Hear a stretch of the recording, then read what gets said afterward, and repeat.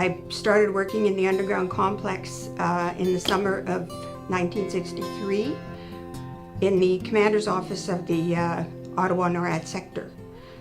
From there, through the years, there were a lot of reorganizations. So I ended up spending most of my career with the Department of National Defense in North Bay. And overall, my public service was 38 years. 33 years of those spent on the base here, and 13 of those years were spent underground. When I first started, I knew nothing of the military, so there was quite a learning curve initially, but I really enjoyed working with the military. They're all very professional and very interesting to work with them, and it was certainly a joy for me to work with the military all through those years. Although I was in my position for so many years, it never got boring because the people around me were constantly changing. Working underground was different, for sure, but having been there on pretty much the initial group of employees that started down there, we also had a very common bond, and because we were all experiencing the same thing for the first time. And it certainly took some adjustment, but actually once you were inside the building, the daily work schedule, your offices looked like a normal office and everything else, so there were some things we had to consider, that's for sure. But overall, I did not mind working underground.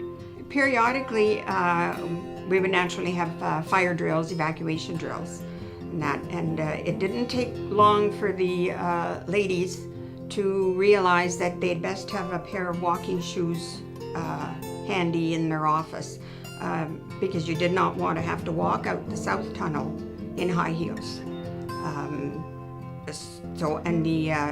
The drills, depending, sometimes they would we also had alternate evacuation routes that they would practice, not too often, but I remember one time we were taking one of those, and we basically ended up underneath the building, and we had to go around rocks and around the pipes and everything, and then come out into one of the other, not the main tunnel that we normally access, but we came out in one of the other tunnels.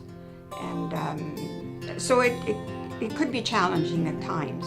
So yes, but it was a good idea to keep some flat shoes close by. Yes. We had a Sage Girls reunion, and we actually had some of the civilians, some of the secretaries from the East Coast and the West Coast who came out to join us. So there was about 40 of us that got together for a day, and we had did an underground tour. That was very interesting. Because a lot of them had worked there at the very beginning, and when we did the tour, by then a lot of the equipment had shrunk, and I remember particularly the switchboard operators who had come back for the reunion were amazed at the size of the equipment that was current at the reunion compared to what they had worked with at the time. And the tour guides,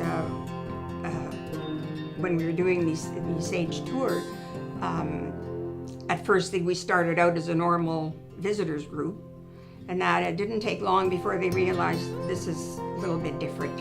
So they just kind of let the girls decide what they should see, what they really were interested in seeing, and that, because everybody was interested in their own work environment that they had been in at the time. So it turned out to be a very good tour. I think the rapport between the city and the base has always been excellent, and I think it still continues to be. As far as a lot of the military were all, involved with quite a few of the local activities and stuff, and supported a lot of the organizations around town, and I'm sure that still continues today.